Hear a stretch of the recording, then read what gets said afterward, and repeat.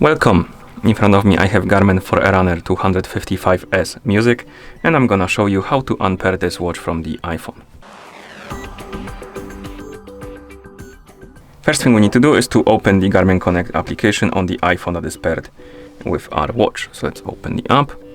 In the application, wait until it loads. You will see the home page, and once you see it, tap on the let's go back to the home page. On the home page, tap on More, then scroll down and tap on Garmin Devices.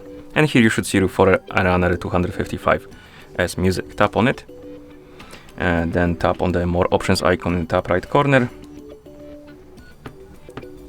Come on. Okay, then tap on Remove Device, and then tap on Remove. Once you see this pop up, you can close the app, open the settings on your iPhone. In settings, find the option called the Bluetooth, and once you find it, tap on it, and here you should see the list of my devices, and on it you should see Forerunner 255S.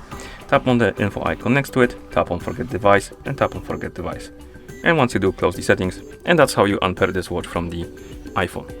Thank you for watching. If you found this video helpful, please consider subscribing to our channel and leaving the like on the video.